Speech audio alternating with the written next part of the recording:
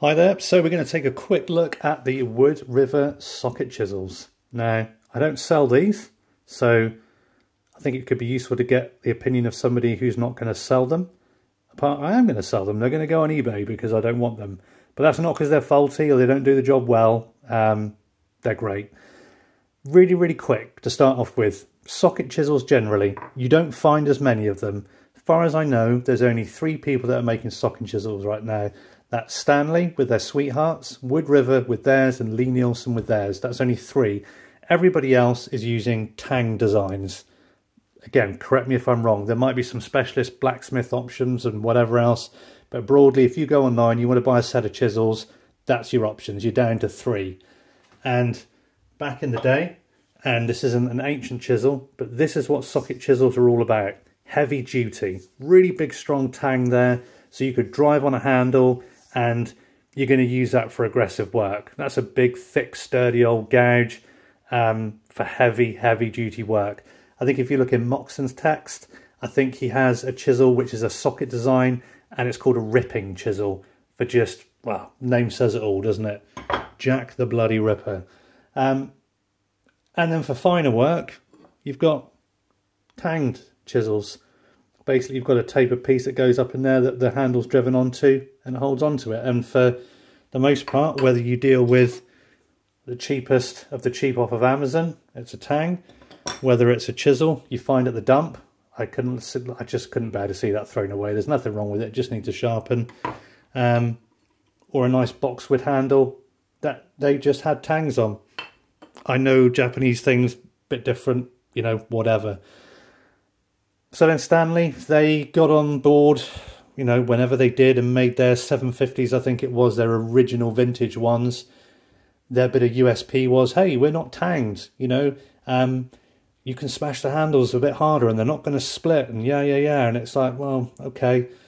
To be fair, everyone coped with these fine, the tang style ones.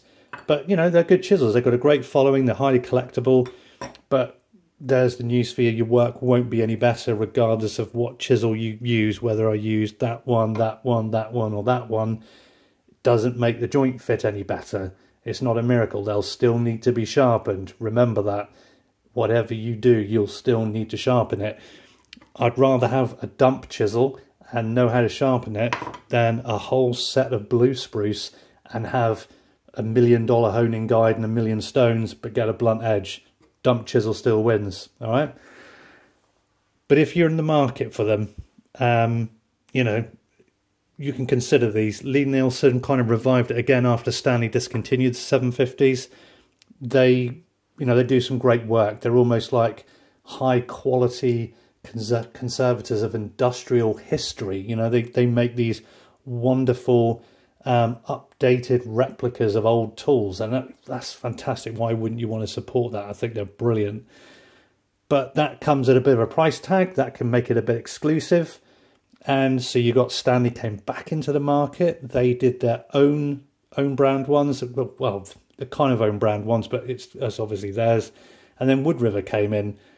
I think these are all Chinese made stuff, and the Stanley ones are assembled in Great Britain from global components.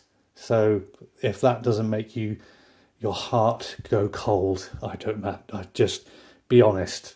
No one cares. That's just utter nonsense. We don't need to hear nonsense like that.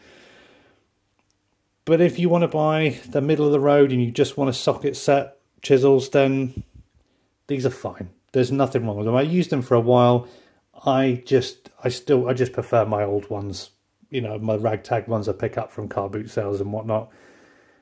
They're quite nice. From what I can see, the handles are a bit bigger than the ones you get at Lie-Nielsen.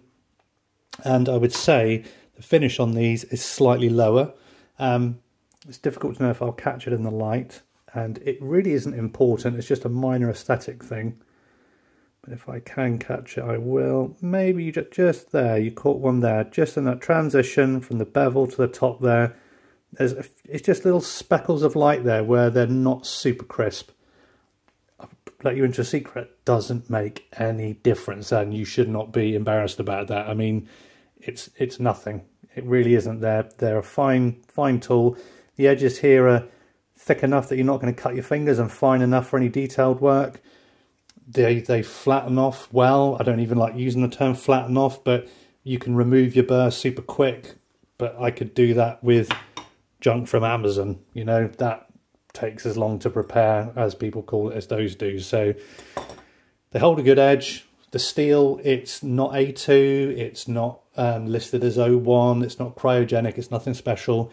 It's a chrome vanadium steel, which I believe is pretty much the same as dump chisel, but it's probably made to a good standard. Like I said, I think these are probably made in China. But yeah, if you want a middle of the road socket chisel set, then I don't think you can go too far wrong. If somebody nicked all my other stuff and I was just left with these, I'd probably just carry on using them. I probably wouldn't bother. I'd just keep an eye out maybe and look for a few at car boot sales over time. But these chisels won't prevent you from making top quality joinery. They really, really won't.